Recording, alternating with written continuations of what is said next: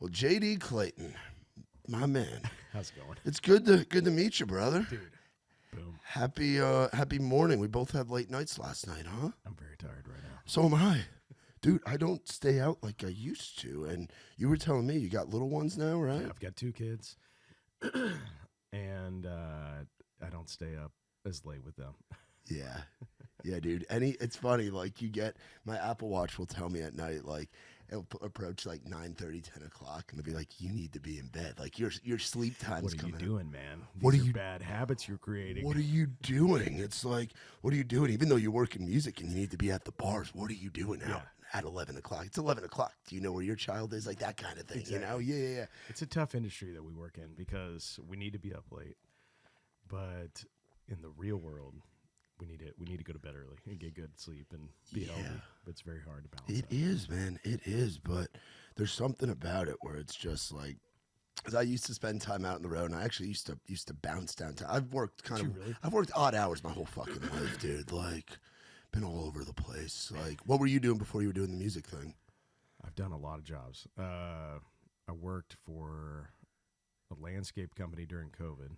Oh hell yeah! Before that, grass, baby. Yeah, it was nice. It was me, Nico, Jose, and Alfredo on one truck. Just like Hell going yeah! around. Shout out Alfredo. I love that He's a name. good guy. I went over to his house for a couple birthday parties, and pretty legit. His mother-in-law could cook some. I don't know what you would call it. It was like a stew with. Like the whole chicken was in there. But Wow. really good stuff. Hell yeah! Not exactly sure what it was, but very good. That was fun. But before that, I was doing. I would cold call for a freight brokering company at the L&C Tower downtown. Oh, That was rough. yeah. That'll make a grown man want to choose any other path. So I chose music. Yeah, and I think it's working out well for you, dude. Like, I think you made the right call, but it makes you Thanks, man. appreciate doing what you want to do when you have those fucking shit jobs, you know? It was it was rough. Not for me. Not Yeah. for me. So, how long have you been up here? Because you're originally from a very underrated place in Fort Dude. Smith, Arkansas. I like Fort Smith, bro. They're gonna love. I like that you Fort said that. Smith. That's so sweet. The Majestic. I've had some good times there. It's a place for good times. If you need to have a good time, that's a place to do it. Go to Fort Smith, It's one of Arkansas. the places to do it. Yeah. It's not just Fayetteville and Little Rock. There's Fort Smith. Dude, Fort Smith is pretty you need good. to stop. You're getting me. I'm feeling kind of warm. Well, right that's now. just the coffee warming that's you up, really JD. sweet of you. To, you know. I liked it, man. I liked it. Because there's that strip, and there were a few bars, like little. You got that real like small town, and it's cool because what's unique about Arkansas for me is that you have so much Texas influence, where it is like that Midwest, but Texas isn't even Midwest; it's its own thing. Right. But you still have that southeastern culture, Right. and it kind of meets right in the middle in meets right in the Arkansas, middle, which yeah. is great. I always say it's where the New South meets the Old West. It's like just this. It's a perfect blend. That's so crazy. You picked up on that. Nobody really ever. It's an odd place because you just I don't know. You drive like 2 hours and you hit the center of the state, and all of a sudden it's a totally different animal. Oh, dude, it's you a know? wasteland. You got armadillos everywhere, bro. Then you go up towards the Ozarks. You go up to like Mountain Home, and like you Yep. go to the base of the Ozarks, which that was a great fucking show. I love the Ozarks. But Yeah, but like it was you, a good show. you have different, and then you have cities that are like Little Rock, and then you have a great college town like Fayetteville. Yeah. Then there's also like other college towns as well. There's like, because I have a cousin I think that went to Central Arkansas, right? That's where my brother went. Yeah, Yeah. yeah, it's a good town. Like there's some random like colleges that just kind of pop up. Yeah, it's a great place to grow up, but it's an even better place to leave for a little bit. Yeah, yeah. You still have family down there? Everybody that I'm possibly related to lives in Possibly related Fort to. Smith, Arkansas. So we think there could be some stragglers out there somewhere. Yeah. That's awesome. How long have you been here in Nashville? When did that move happen? So I moved here in summer of 2019. I was here for like 3.5 years, and then once my wife and I started having kids, we moved back to Arkansas. So Oh, so you're back there now. Yeah. Oh, I didn't know that. Okay. Yeah. So whenever before a show or before a tour, I just come out here a couple days before, have all my meetings. We do some rehearsals, and then do whatever we need to do. Yeah. And we make it work. Well, do you do a lot of shows in Texas? Is Texas like a big market for you? Do you kind of bounce around wherever? I mean, we do a fair amount. We bounce around all over. The tour that I just got off of, we did Denver, Birmingham, New York City, Pittsburgh, Chicago, Indianapolis. We just kind of I've been fortunate enough to open for enough people that have taken us kind of all over the U.S. Yeah. So we wanted to use this chance to just go back and like revisit some of these markets. Fortunately, it's all over the country. So yeah, 'cause I was gonna say if you're doing a fair amount in Texas, like Arkansas isn't a bad place to be to crack into the Texas market. Yeah. Like you're right near the border there, so you can play all those towns. Because that Texas, Arkansas, Oklahoma, that red dirt scene. Yeah, there are people that just make a great living. They do touring that. Yeah, that's not like I haven't really dived headfirst into that scene. But we've played Tulsa a bunch. We've played a bunch of Texas shows, but it's just been all over the state. We haven't kind of nailed down. I just don't think I'm there yet. I don't think I've like nailed down a market that's like my market, if you will. You know. So if you say you're not there yet, where do you think we are? Because we've announced this album. Where are we've we? announced this. Well, where are we right now? We're in Old Hickory, Tennessee, I think, unless we're like in a parallel. I don't know. Could be a simulation, bro. Who knows? But yeah, like you've got this record coming out. That you've announced, and this year is going to be a big one. Talk about 2025 right here. Like, where do you think you are at, like musically? And you said 24 was big with you going out and getting great opportunities on the road. And well, that was 2023. I did almost 100 shows in 2023, just basically working as an opener we did Hank Williams Jr., Old Crow Medicine Show, Dwight Yoakam, Parker McCollum. So you're out with like the guys that are at the top right now, and then like legends that are like OGs playing like theaters and things like that. It was insane. Like the fact that they gave us a shot to like come open for them that's sick. A lot of fun. That's sick. But so we did that in 2023. 2024 was kind of let's get. I signed a record deal with Rounder Records. I finalized my new album. We went on my first headline tour, revisiting all those markets. Yeah, which is important to do. Yeah, right. Just wanted to see kind of where we were at. Yeah. So where are we now? I think for 2025, it's going to be, I want to get this album out and make sure that it does the best that it can. Promote it, put the songs out. And I really am proud of these new songs. I definitely think that they're like a step, a mature step in the right direction. So I don't know. I think people will dig it. But I mean, all you can hope is that people listen to the songs, and then we can continue to go out on tours, and more people come. That's really all you can hope for. If they're not coming, then I still got Alfredo back. They would let me come back. Yeah, but I don't think you're gonna have to go back to that. The streaming numbers have been solid, dude, and it's like right now is a time where you can have kind of that throwback to the themes where there is that soulfulness and there is that storytelling, what guys like Burrill and Willie and that era did.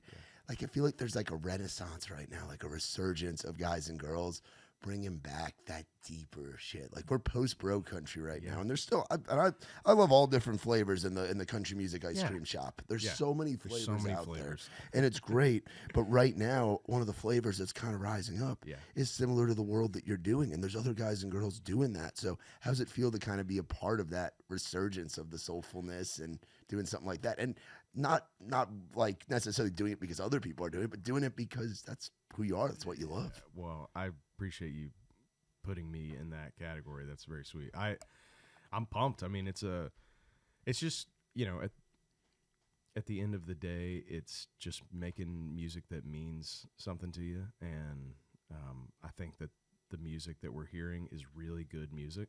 It's very organic. It's very natural. It's just players sitting down and playing their music through, their amp, and that's what we're recording. And there's you're seeing less and less tracks being used and heavy production, and that's a cool thing. I mean, it's just organic music. Yeah. So if that's what we're doing, I'm happy to be a part of that. Yeah, dude. No, that's for sure. And what's so cool, like you said, like the live show is an important thing for you. Definitely. Like getting out and getting to show yourself and winning fans over, winning over Hank Jr. fans, Dwight Yoakam fans, Old Crow fans. Like, and so then when they go and check out the record, it should sound like that. That's right. You know? Yeah. Well, and the live show is just so fun. I mean, we just, when we take stage, I mean, it's just like, let's just have a really good time. Yeah.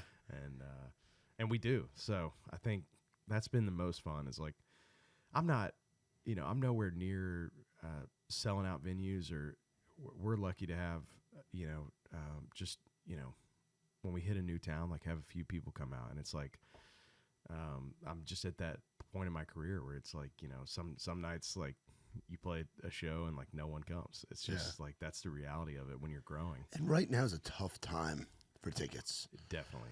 It's like, it's because when I was out on the road with different people, it was like right before COVID, and then with one art with when I was out with Trey Lewis, it was when I went to Fort Smith. That was during 2021. Like that was like, I remember I was in the Majestic wearing a mask, and we still had a great time. And it's like it's like back then there weren't as many people like in the Sandbox. Right now, dude, there are so I described it like I described it the other day. I was on another podcast with a buddy, and I said like the road. It's easier to get out of the driveway and get on the road to like being an artist. Like it's easier than ever to get your music out there, like physically get in the studio, like distribute it. Yeah. But the highway of people, the congestion, it's like you're driving on I-40 and it's just backed up. Every semi is in the left lane. Every semi is in the left lane because there's so many. Like today being a Friday, there had to be like probably 200-300, maybe even more country songs that came out this week. Yeah. It wasn't always like that. Yeah. So it's like you factor that in with the touring. It's like there's so many shows. The markets, it's tougher. And the world's been in a weird place too. So I think everybody's kind of been down across the board as far as tickets. Yeah. I mean, it's just the reality of it. I mean, I think it's no different than any other. If we were going to just start a small business, you have a product that you make, and if it's a good product and your customers like it and they pay money for it, then and you deliver, then you just like keep going, and then you acquire a few more customers and a few more. If there's no customers and they're not liking the product that you're making, then it's more a question of like, is this what I need to be doing? Is this, do I need to reroute? Do I need to change like the product I'm making? Or, it's not always, I think sometimes it's easy for artists like get up in the clouds in their heads and like kind of be mystical about the whole thing. It's like, when's my break going to come? And it's like, man, if we just break it down to like just a finite, like this is a small business. Yeah. And you think about your fans that way and like slowly growing fan by fan. I mean, I think that's a better way to do it because it's easy to get lost in the hype and get lost in the breakthrough moments like your Zach Bryans or your Red Clay Strays that blow up from a viral moment. It's just not reality. It's a great thing, and that's awesome. It worked for them, and it has worked, and they took the opportunity. They did a great job with it. But that's not going to happen for everybody. Yeah. So you've got to just continue to grow slowly and make sure that the product you're making is the best that it can be. So that's what Amen. That's what we're trying to do, dadgummit. Dadgummit. Amen. That's awesome, dude. No, I couldn't agree more. And everybody's path is going to be a little different. That's right. Too. Yeah, that's right. Everybody's path in this music thing and everybody's definition of what success kind of is different too. That's right. Yeah. Like it's great to be at the very, very top. That's awesome. That commercial success. But like guys like Combs and Wallen and Zach, they can't really go anywhere. Yeah. You're kind of confined. Like it's different, Like you get to a point and reality kind of changes around you too. It's like what is the definition of success for everyone? Right. And also what you were saying, like I definitely resonate with like looking at the like comparing to like the world around you and just like staying dialed in and not getting lost. Yeah. It's like you got to have your blinders on. You do. I mean, it's I don't know. It's really cool that you can just, if you want to do music, you can start and then you can grow it to create a business that will feed your family and pay your bills. Yeah. That's pretty cool. Yeah. You don't have to be Morgan Wallen or or Luke Combs. Yeah. You know, if you don't want to, like to your point about defining success. Yeah. If success to you is just like making sure that your family's fed, Yeah. it's pretty cool that you can do that while entertaining people And making stuff like for someone like you with the songwriting and the depth of the lyrics that you get to channel that inner thing where you get to be vulnerable and you get to put out art that people are going to enjoy that can also put food on the table, so you don't have to do some you don't have to go out there with Alfredo and cut some lawns, you know. I do miss it sometimes, but yeah. Yeah, it's cool that we can make art and that can you know, be our means to make a living. I mean, it's a beautiful thing. It's really special. Yeah, it is. It is special, dude. It's really cool. So tell us all about this new record. What's it called? How many tracks? Like tell the people what's going on with this. Let me tell the people. Tell the people. I do declare. This new album is called Blue Sky Sundays. Blue Sky Sundays. It's got 9 songs on it. Heck yeah. 1 less than 10. 1 less than 10. Was that for a certain reason? Do we like the odd numbers? It stands out a little bit. Do we like number 9? I'm trying to think of number 9. It was just things. all that I could come up with. I just didn't have an extra one to make it 10. Hey, honest answer. That makes sense. No, so basically what happened was that I went to my manager and said, you know, we've now done, you know, 80 shows on the road, and we've gotten really tight as a band. We sound way different than we did whenever we started. Yeah. We sound way better than, I think we sound way better and tighter than my first record did. So I would like to go into the studio and try to record some demos with my live band. Oh, sick. It was just supposed to be demos. Okay. And I was going to produce. I wanted to try out producing and see if I could do it. And we came out 5 days later. We recorded down at Sound Emporium. Nice. And we only did that because it was next to Martin's Barbecue, so that we could, during lunch break, go get Martin's. It's the greatest of all time. Top-notch Greatest barbecue. of all time. And you haters, you Ed Lee's haters, you can suck it. I like Ed Lee's. I do. That's a joke. I love Ed Lee's so much. But I don't understand the beef, no pun intended, of the Martins. No, that was pretty good. I was proud of myself for that.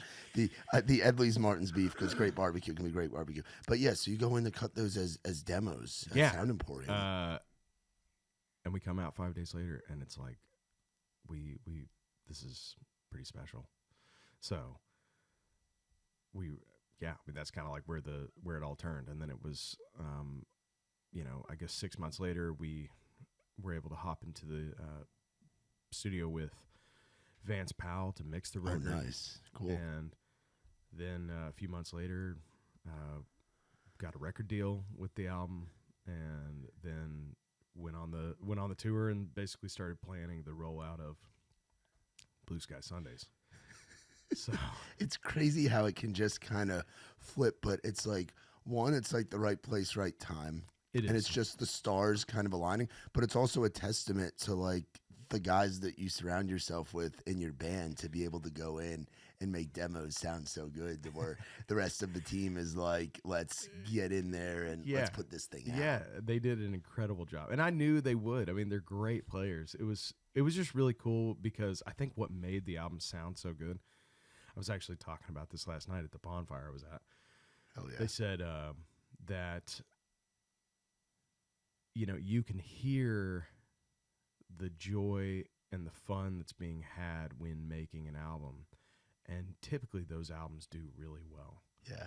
And then albums that had a ton of pressure put on them and deadlines and, you know, just it was a project that they were like putting way too much pressure to make it a huge thing. And like, we got to try to get some Grammy noms for this, you know, whatever, all the things. Yeah, fuck all that, dude. Like they maybe don't do as well. Yeah, of course. Yeah, makes sense. I'm so proud of this record because that was the atmosphere that we were recording in. It was just clowning around, a bunch of buddies. You know, if somebody like tried a solo and they were like kind of down, or like, man, I can't really seem to get it. It's just like I'd go sit in there with them, and it was like, all right, take it again. Like, let's try this, and then it would just be like, the most beautiful thing ever. So it's just, I'm so happy that I have a record that I was able to record with my live band. Yes, tell me about the live band. How many guys do we got in it? And kind of tell me about some of these boys, because the road. It's important to have the right people, and it's important. Obviously, you want guys that you sound great with. Yeah. But the hang and the chemistry of like your road family is so key and important. It is. It's the most important thing. Yeah. Probably more important than being good at your instrument. Right. The hang is so, you want guys that you're not afraid to be broke down with on the side of the road in like right. fucking Dubuque, Iowa or something, you know? Yeah. It's, so I've got, right now I've got a guitar player named Bo Allman. He's from Covington, Louisiana. Hell yeah. He's a shredder. I've got a bass player from Bowling Green, Kentucky by the name of Lee Williams. He's got 2 big hands and can just rip the bass. Oh, sick. And then, then I've got my childhood friend from Fort Smith, Arkansas on the drums, Kirby Bland, who is basically like if John Bonham and, I'm going to blank on his name. Dadgummit. Who do you play for? What guy are you trying to think of? This might be where you got to do one of those production cuts right there. Dang, I can't remember his name. What band was it? Well, he drums with everybody, but he drummed with in the John Mayer trio. Oh, I don't know. Yeah, you're over my head with the John Mayer stuff. I don't know, but another doesn't great drummer. matter. Yes. Great drummer, Kirby Bland. My drummer is a great drummer. Yes. That's period. Enough said. Yeah. I digress. Wow, people are gonna roast me for not knowing. No, we'll take it out. We'll reset right here. So your drummer has like that John Bonham, just like a legend kind of thing. He's great. He's great. They're all great, and so it's usually the 4 of us, in a van. This tour we had our buddy Leon Meissen opening up. He was opening up acoustic every night. I know Leon. Do you know Leon? Okay. Yeah, we've had Leon play a couple of our Raise Rowdy events. Okay, and right on. He is awesome. Yeah, he's awesome. Yeah. So it was so fun having him open up all the shows. But so it's always the 4 of us, and we just kind of, I don't know, we're all very similar in kind of what it's the hang. It's like we find certain things funny. We joke about the same things. If somebody's upset, we know kind of how to decompress the situation. It's like being on a team, dude. Yeah. So, did you play sports growing up? I did. Yeah. I feel like that's a big thing that makes touring a little bit easier, because it's like you're on the road to a game, but you're playing in a conference that spans the whole country and sometimes the whole world. It definitely is that, and you can tell when musicians haven't played sports, because there will be like a little bit of disconnect with like that kind of team mentality of like we got to rally just because this situation excuse me, this situation sucks, we got to get through it. And sometimes in the past, like that hasn't always worked out, and so we've had to like bounce around until we found people that like, do they have a good attitude, are they willing to work for the cause? Because like when you're an artist, like at the very early stages, you make no money. Yeah. Which in turn means you have no money to pay people, but the band everybody expects to be paid. They need to be paid. Yes. So you've got to figure out where that money's going to come from to cover your band. Yeah. You need guys that are going to invest and be like, this thing is going to end up here. And there's the people that believe in you and are in it for what you're doing, for what the JD Clayton LLC is doing, like seriously, like that are in it to, like, there's so many guys that I can like think of that are different players who started out with people and are still with them to this day. Like, think of the guys that are in Cody Johnson's band that started with him over a decade ago, making no money, and now where that's at, like you invest that time. Well, I think that's more a testament to the players. Yeah, that's what I'm saying. You have to have the guys and girls that can do that. They have to be willing to fight for their boss, whoever they want to play for. It's up to them to decide if they're willing to believe in that person. Yeah. And but I as a leader of a band and like as a boss of a company, like I try my best to make sure that the atmosphere in which these guys are working in is like the absolute best. And so we do go out of our way to make sure that our whole crew and team is like just really dialed and like they have what they need and like they're taken care of, so that there's when it's time to do their work, they can do it to the best of their ability, and they don't have to worry about the other things. And that's why I was so jazzed on this tour that we just did, because like it went off without a hinge. I mean, or without a hitch. It was just like perfect the whole way through. Yeah, it was really nice. That's great. And that doesn't typically happen. Oh, that's fucking rare. I've been on quite a few tours over the span of like 4 or 5 years, and yeah, there's always something. What was your favorite city to go to on this one? Oh my gosh, your favorite place, dude? Denver is a lot of fun. Denver's cool, dude. We had like a great Denver. crowd. Yeah, we always have a great crowd. And I love to fish, and so it was cool to Leon and I peeled off during the day and went and fished a little bit before the show, so that was really fun. That was probably the best. We sold out our show in Little Rock, Arkansas, which was dude, congrats. That's a big deal. It was really special. It was like a hometown show, kind of, or a home state show, and it's a big deal. It was amazing. What was the cap of like the room? Like was it very? Like it wasn't. It was like 150. So, but what's cool about that is that it's an intimate thing. It was intimate. Hey, and you see every face. That's in there. It was just like what you're saying. I mean, it was like, I can't even explain it. It was so fun. We just had the best time. Everybody was just having so much fun being there. Hell yeah. Yeah.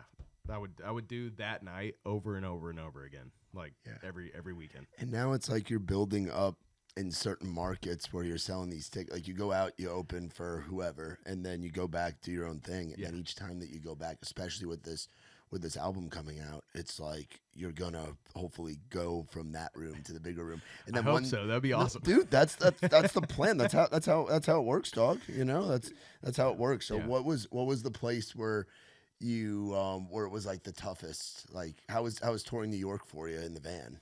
New York's tough because you can't fucking park anywhere. Well, and on top of that, it was just that was a bad weekend. I dropped our U-Haul trailer on my big toe. Oh no! And took the nail, broke the toe, and then took the nail just clean. It's just. Ugh. What day on the road was that? Was that leaving out? That was the day before we were supposed to drive the whole way to New York. Oh, from Nashville. Yeah. Oh no, day before. Fucking wheels up. Fuck. It was wheels up, and I was taking the trailer back, and they were just going to pick me up at the U-Haul place. Yeah. And then it happened, and so then we were like delayed by 2 hours to get on the road, and then we show up to New York, and I don't know what I was thinking, but my wife was going to come see the show, and like it was going to be real special. And I don't know, man. I blanked on our logistics, and I had the band all at Central Park to do like a classic New York hang, and like we'll get coffee, walk in the park. It was great.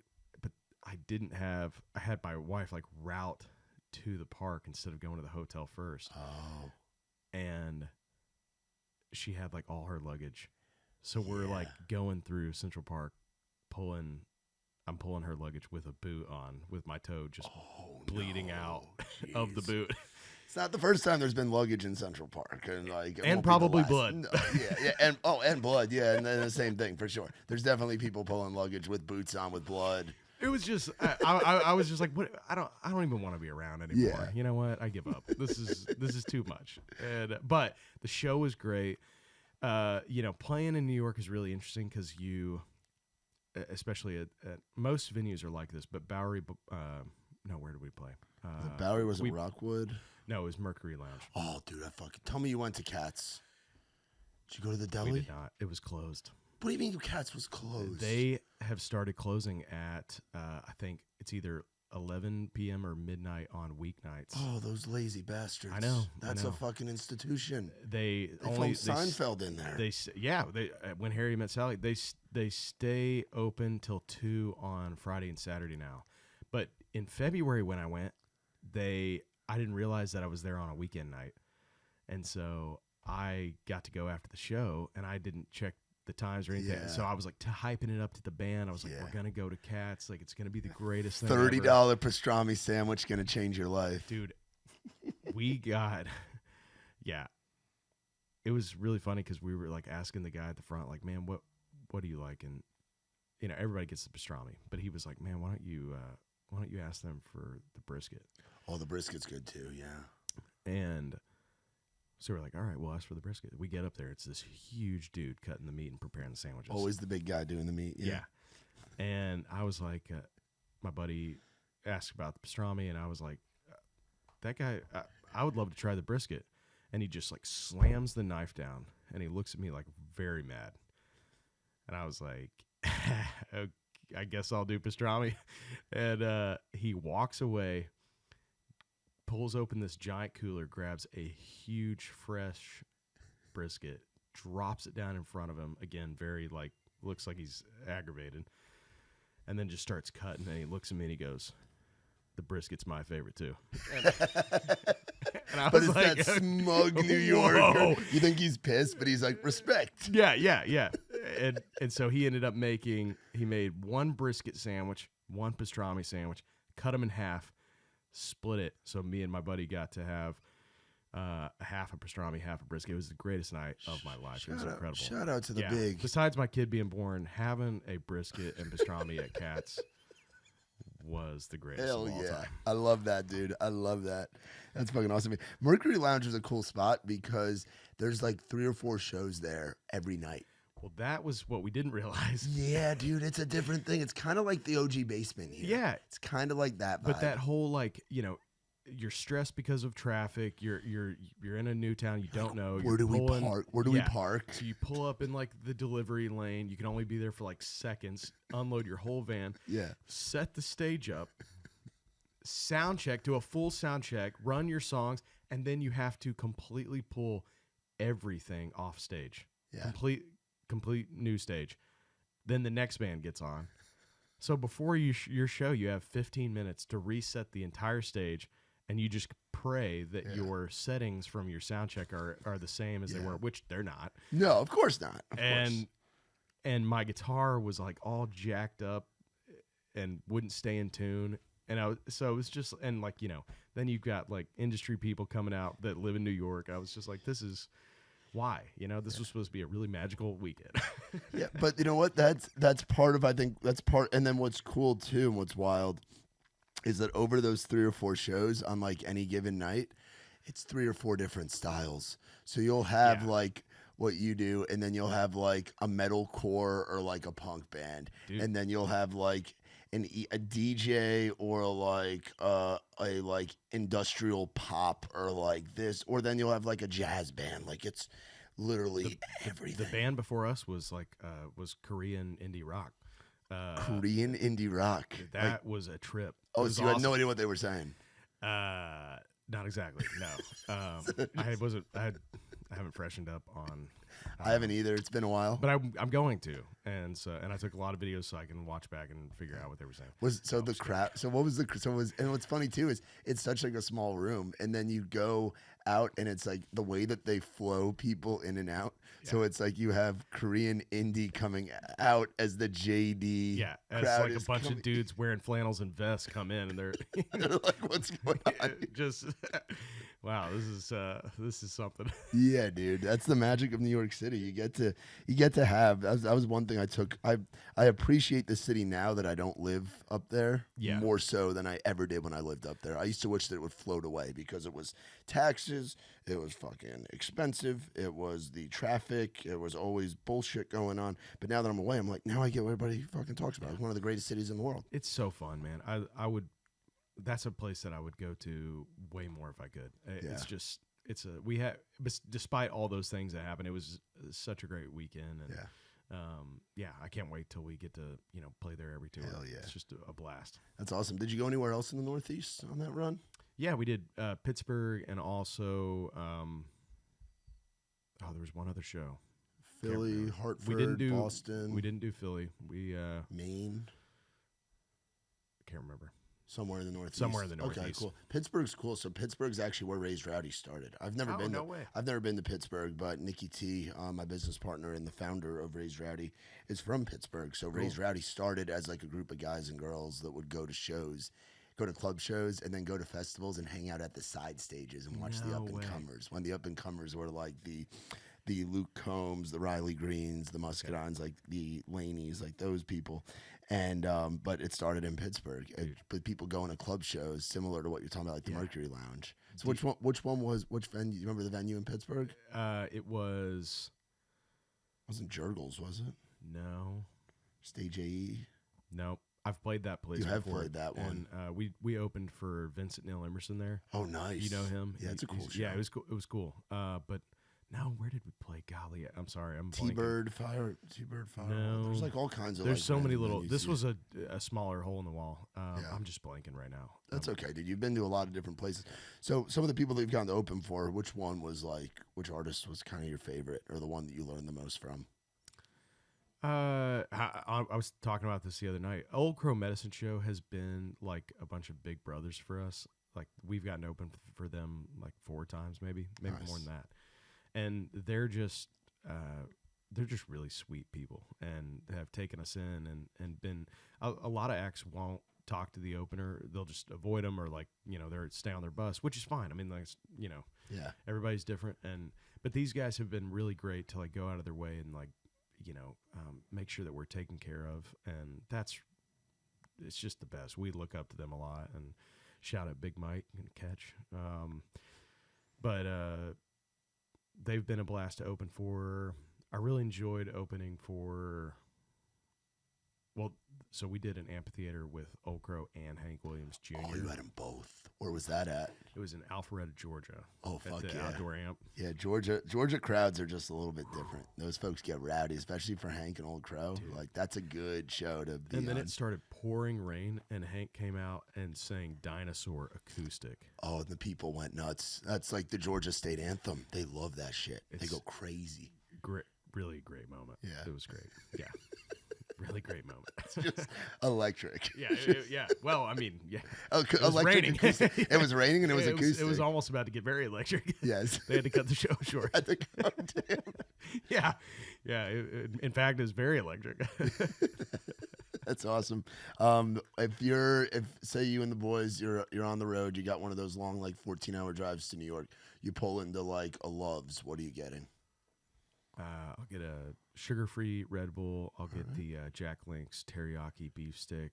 The teriyaki stuff's good, yeah. Yeah, and then I'll get some honey roasted peanuts, and then I'll probably get one of those like the Gatorade, like Pedialyte, like the Gatorlight, yeah. Yeah, Gatorlight. Yeah, that shit helps you. Yeah. Oh yeah. Yeah. See, I've been sober for a long time, so I haven't had a hangover, and like I've had where I've like greened out and I've smoked too much the night before, and then you still feel it in the morning. But I haven't been like hungover now, and coming up on like 7 years.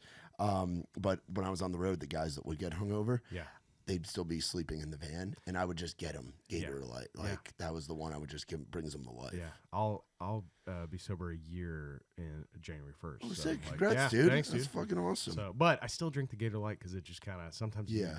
if you haven't had enough water or whatever, you got to be the vocals got to be ready. So Yeah. Do you talk about your sobriety a lot? Like, is that something that's no, like, and it's public not or really a yeah? thing. I mean, I was just trying it out back in January. I just dry January. Kind yeah, of thing? I had a rough. I just was kind of in a rough spot and thought it'd be good to get clear-headed, and I knew I wanted to get a record deal this year, and that was a big goal. So I wanted to be sharp for that. I tried out dry January, and then I just kind of kept going, and then Turned into dry 24. Yeah. yeah, turned into the year. So I don't know. I don't know if I'll keep going. But it was just something I wanted to try out, and it's been really good for me. So yeah. The clarity's nice, dude. yeah, it definitely is. It definitely is. But getting enough sleep the night before a podcast is another thing. Yeah. Oh yeah, dude. No, that's so. Last night, so fire. What was the hang like? What was going on? It was good. It was good. No, it was just it was one of those classic hangs where you just kind of talk about the good things at hand, what's to come. Those like, where do you want to be? One of those fire hangs. Yeah. Where do you see yourself in 5 years? Yeah. See, I had a Red Door night last night. Those are fun too. Yeah, it's like a black hole. So I was saying my buddy Joe over there was like, because he's just visiting from New York, and he's been the Red Door. I've taken him the Red Door before, but we showed him the hole in the floorboard for the first time. Nice. So he got to see that, and then we got him. I think we got him some root beer float shots, but he's been telling everybody, he's like, man, I live in New York. I can't black out. You guys can't get me to black out. And they were trying to get him to black out. The man didn't pay for a drink in the bar the whole night. They were just handing him to him. So it turned into, and then we popped this Whataburger cherry last night. That's too. Whataburger's solid. It's a great cherry to pop if you're gonna pop one. Yeah.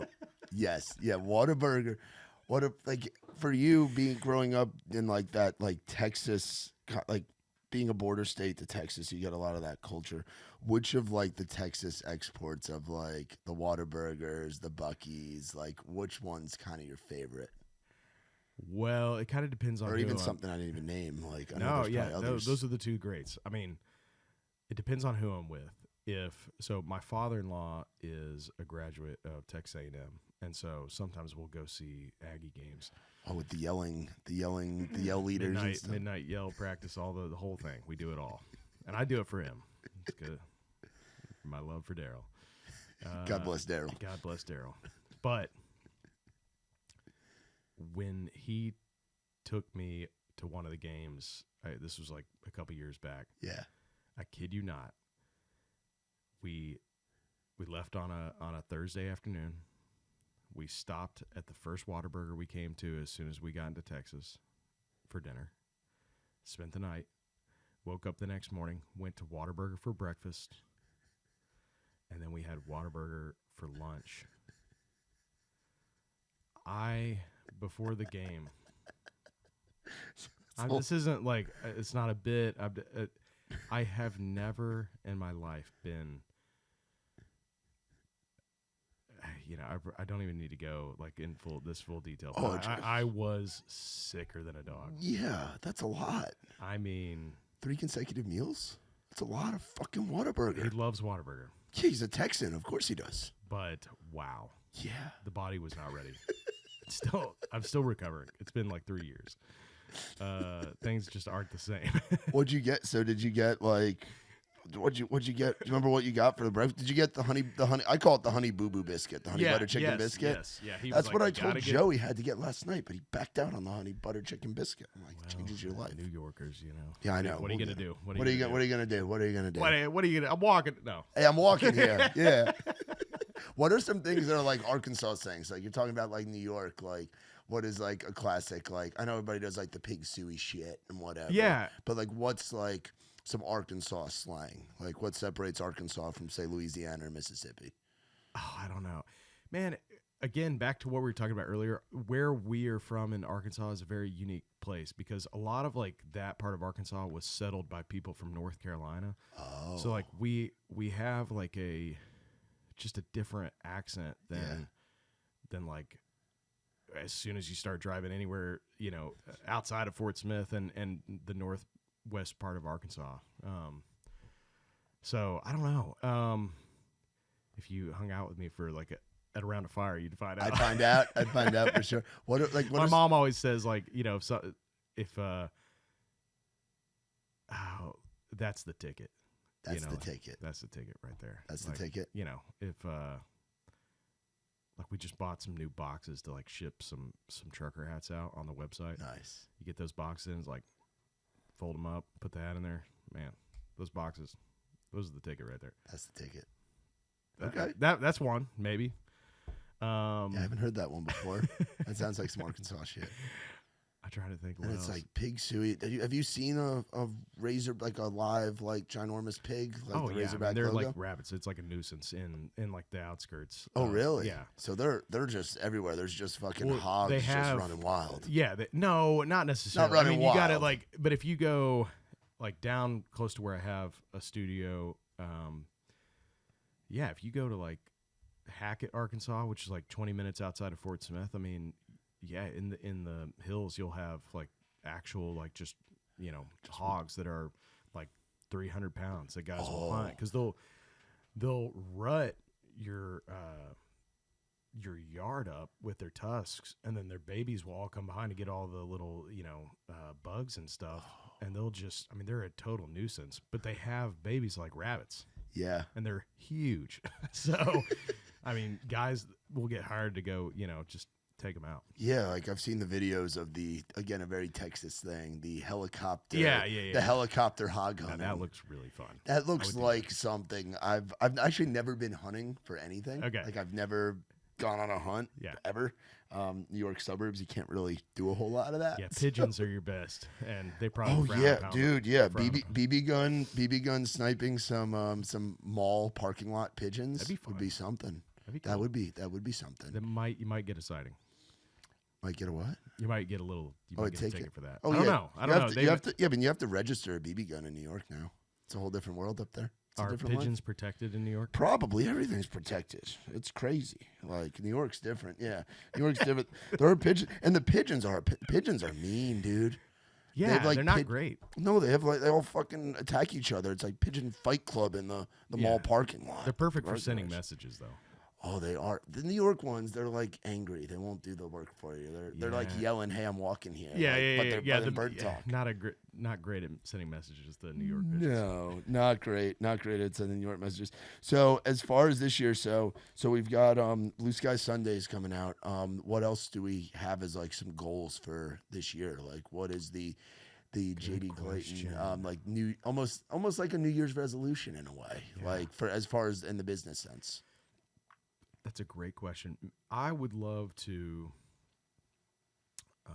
I'd love to do some more opening slots. I think that's like a great way to kind of get on the inside and learn how other artists do things, and learn from a bigger artist. And it's fun because you get to come into a situation where there's like a crowd that's already built in, and you get to hopefully, make some new fans. Through their crowd. So that's what I want to definitely get out and do some more opening slots. But man, I don't know. I really haven't. I'm planning to take this next week and like sit down and kind of start to map some of that out with the team, but ahead of the new year. But I don't know. It's getting this album done and making sure that, like everything from the artwork to the songs, that was my big focus. And so now it's like, it's exactly how I want it. And I know that once people hear the music, they're going to really enjoy it. So I don't know. It's kind of an open book right now. We're just going to kind of wait and see how people, relate to the music. What a feeling that is to like have that goal to get out a full album and then to see it all come to fruition and be what you want it to be. Yeah. It's going to be really cool. I'm pumped. Hell yeah. I'm very pumped. Hell yeah. Talk about the team that you've kind of got around you. So you said records, you've got management, you've got what's it like to kind of have that team around you where you've been doing this for a while on the independent level of just kind of doing it yourself to now where you've got people in your corner advocating for you? It's very hard to go from being an independent artist to having a large management team, a large booking agency, and then a record label. I mean, it's just difficult because everybody wants what's best for the artist and for the album at hand. They want to see it do really well, but inherently you just have a lot of cooks in the kitchen. Everybody has great ideas. But sometimes, like, there can only be one idea at a time, and you've kind of got to whittle away at some of those. And so that's just it's not that it's bad or good. It's just it's a little more challenging. You have more people that have a say, and their voice needs to be heard. So you've got to be better at. I've got to be better at being a listener and realizing that other people might have a different perspective that could potentially be better for the whole unit, and that's difficult for me. So it's something that I'm working through and learning and trying to get better at. But a good problem to have. I love people. I love hanging out with people. I love spending time with people. So the more people that want to come on the train, the better. But it does make it hard. Everybody's got to be able to work together, and it's like any other business or any other company. It's just that can be challenging. Yeah, it's To different. work together with people, Yeah, not everybody sees eye to eye all the time. It's different departments within a business that are Yeah. working together for a goal of Right. success on a project, and you as an artist. So, but yeah, it's a lot of collaboration, and Yeah. then they're collaborating with other people too. It's Right. just there's a lot of stuff going on, but it's a good, like you said, it's a good position to Yeah. be in to figure out, and you're gonna figure it out with time. Yeah. Well, and when you're an independent artist, like you do everything. Oh, yeah. You from step 1 to 100, you're doing it all and figuring out how it works. So when you move in and have like a big team, a lot of those steps and those tasks get taken away and get taken off the artist's shoulder. And that kind of losing control of your baby is like, Yeah. it's a challenge. You have to learn to like let it go and be like, all right, this person's better at doing this. Like, let them do that, Yeah. And it's just, it's hard. Yeah, as far as when you were independent, what did you feel like as having the hands-on business stuff? Like, what do you think was like your strong suit with that? Because you're an artist, so you're a creator, and you're creative and writing the songs, and then putting together the live show and focusing on that, and then getting the music recorded. But as far as like the marketing or the scheduling, the distribution, or this or that, what was like your kind of favorite part, or the part that you think you were strongest at? Well, I mean, I legitimately enjoy it all. I was a marketing business major in college, and like, so I really do enjoy the process of like taking the song and then walking it down the whole, line to go, where can this fit? What's the story that I'm going to tell behind this? What's the art going to be? What do, the videos related to this need to be? Who am I marketing to? Like, all that stuff I really enjoy, and it's important. And, it's not, you can't just make something and just like put it out and like hope for the best. There's a lot of work that goes into, kind of making sure that this story that's really important, that I want to tell, that I want to reach people, I've got to make sure that it gets there and gets to the right people. And so, I just enjoy business and enjoy all the things that it takes to like. And that's going to give you, it seems like it already has, but that gives you a leg up, because there are so many artists that don't quite understand that or don't have that passion, and their thing could be a different like strong suit within their business or whatever. But to have that, like that, to know what you kind of want to do and understanding how that works, I think that actually makes it easier for your team, because it's like you understand the marketing stuff.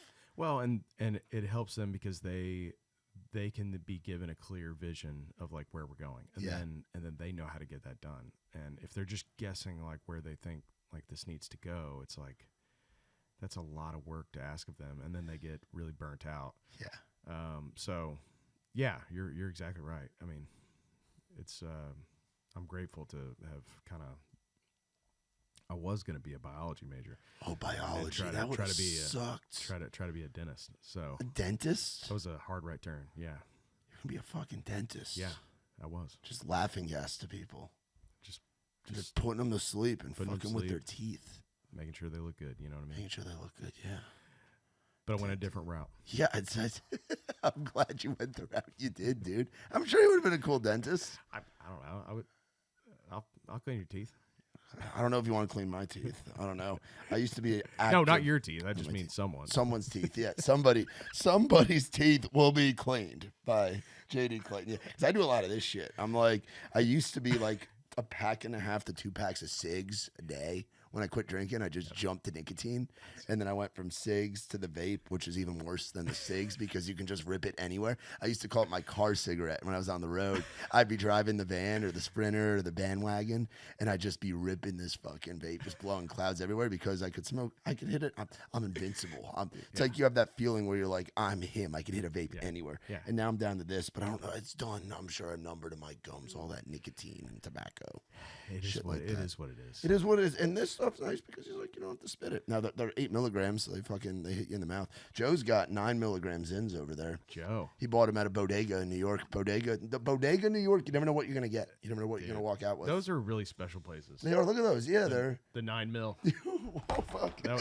Very nice. Incoming. Yeah, look at that. Look at the fucking thing. Wow. It's like Spearmint Slims. And look, it's in Swedish. Is that Swedish?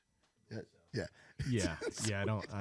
I'm not familiar with those words. Written in Swedish, which is just hilarious. The shit you can get in New York. It's a wonderful place. It's a cool spot. Nashville's a cool spot too. What do you miss about not living here? Like, what do you miss about Nashville? A lot of things. Like what? What would be your top 3 things you miss about Nashville? Martin's Barbecue. Oh yeah, Martin's. We talked about that. Yes. Yeah. What's your Martin's order? What are you eating? Probably the dry rub spare ribs with Alabama white, French fries, and mac and cheese. Yeah. Good stuff. I like the wings there too. Yeah, great. Everything's great. And you can get the wings with the white vibe is sauce great. on Great. it. Yes, you can. Yes, you can. Oh, I love that. You know what? You can. What are you doing after this? There's actually there's a Martin's not too far away. It's there's one out this way, which is cool. They I had it for dinner last night. Oh, you did? Just Okay, yeah, sick. yeah, Hell yeah. yeah. I'm actually doing a diet right now, the carnivore diet. Oh, right I'm doing on. it to like drop weight. My sister's getting married next week. So I'm like trying to just slim down a little bit before I see the family. And my girlfriend was like, "Why don't you try the carnivore diet? It's just eating like meat and eggs and cheese." I'm like, "I can do that." There you So go. I've just There you been go, eating dude. fucking meat. Just go to Martin's and like, bro, I'll like, have one of everything. You just can't have the fixins. Yeah, There's that's no it. fixins. Yeah, just have the meat. I'll Just have meat. the full rack of ribs, and I'll have the wings, Yeah. and then we'll have the brisket platter. Yes. And that should do it. It's like I'm Ron Swanson. Like, give me all Yeah. of the bacon and eggs that you have. Yeah. I think you misunderstood. I'm thinking. No, literally every single one that you have. Yes. I'll take. Yes. Yeah. All the steak and eggs, all the bacon eggs. So Martin's barbecue. What Yeah. else? I don't know, man. It's a great. My wife and I started visiting Nashville when we were in college, and like we'd come out here and we just always said that whenever we graduate, we'd love to like move here. And it was just a thing we wanted. It wasn't even about the music. It was, we just loved the town and the vibe. And so I think more than anything, I'm joking about Martin's, but like the thing we miss the most is just all the people, all the friends and family that we like kind of built here. Yeah, it's a hustler's paradise. It really is. If you want to really is. create, if you want to grind, there's certain places in the world that have that. I like to think New York has that too, where it's like if you can make it here, you can make it anywhere. That's right. I think Chicago, places like Charlotte, obviously LA, like there's different cities that have that, and Nashville is very much that. Yeah. Where you wanna, there's just a buzz. Yeah, it's awesome. Whether you're going down the hill on Broadway, I know Broadway's chaotic. I was down there last night. I don't normally go, haven't gone down there frequently in years, but there's still just this rush because you have all those guys and girls trying to make it in the bars. You have the service industry working down there, and you just have live music, people busting their asses, and it's just like. And then you go to Music Row, and then you go to those houses on the outskirts where people are writing. Like there's nowhere like it, dude. Yeah, no, it's special. It's amazing.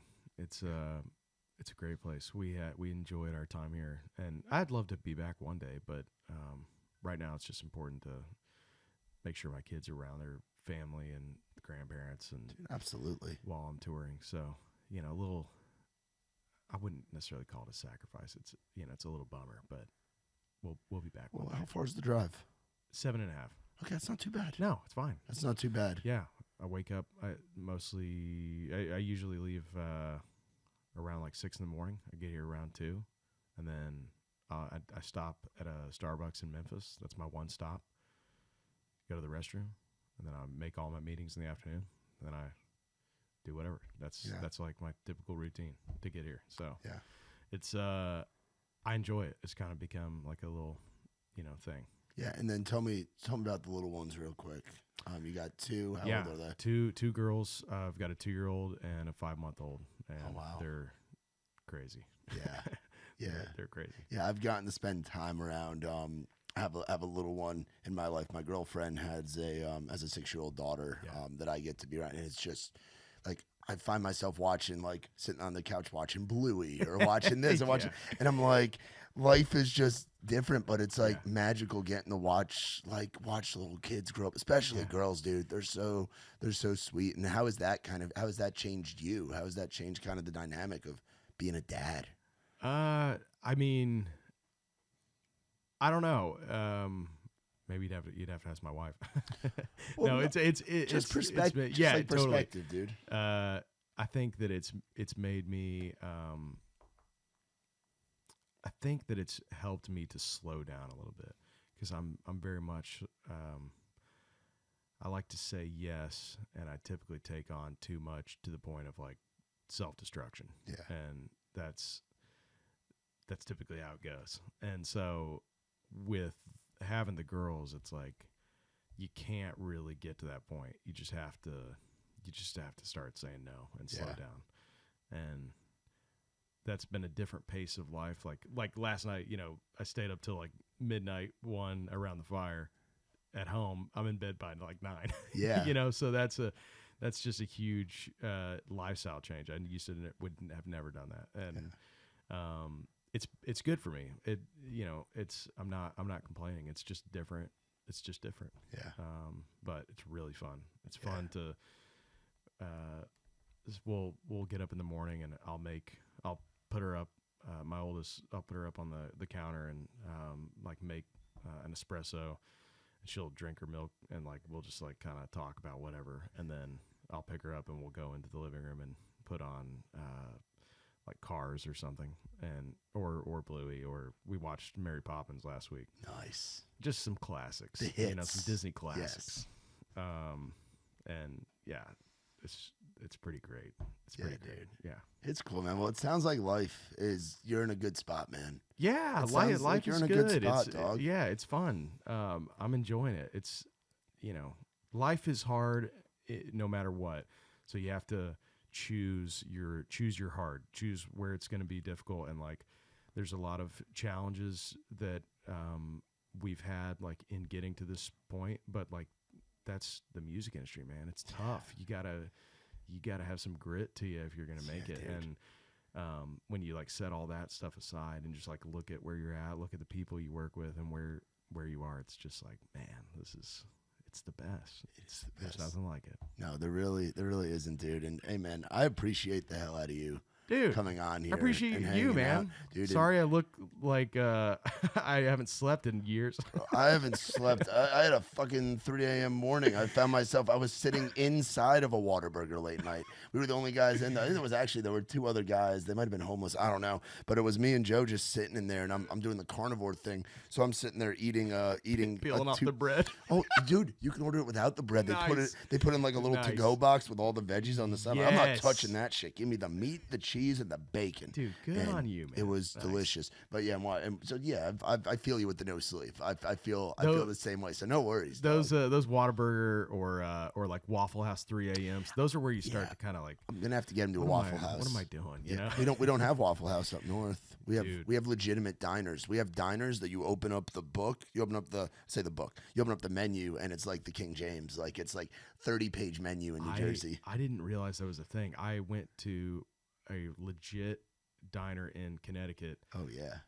In February, and it was just like what you're talking about. Like they're like, "What are you having?" I mean, I'll have the number 432. Yeah. And it's like a bowl of chili with a side of chicken fried steak. Yeah. It's like, and she didn't even blink. She's just like knows what that is. I'm like, you gotta be kidding me. Yeah. How do you have this much stuff? Yeah, you can get a chicken parm, a steak, a bacon, egg, and cheese. Like you can get all with the pie. They have the window with all the pies and all the cakes. They have it all. Gonna have the pie. Yeah. Oh, dude. You always have I miss the pie. The Jersey diners, bro. Were the shit. And COVID's kind of changed. It changed that culture of the 24-hour diners in New Jersey. A lot of things up there changed. But I'm gonna take Joey to Waffle House at some point. What's your Waffle House order? You're late on the road. You're riding with the boys. The easy is the All-Star. I mean, I'll go with what you know. Let me get some chocolate chip pancakes. Ooh, and then spice it I up. always ask them if they've got some peanut butter in the house because I like to put that on the waffle. Yeah, because it kind of mixes in with the chocolate chips. Yes, and then the syrup kind of acts as this, bed of goodness. Yeah. whatever you're going through, no matter how hard it is, a trip to Waffle House will make sure that you will see the next day. And you'll see other people going through some shit. Right. There's always something. You'll realize I can make it one more day. Yeah, I can make it one more day.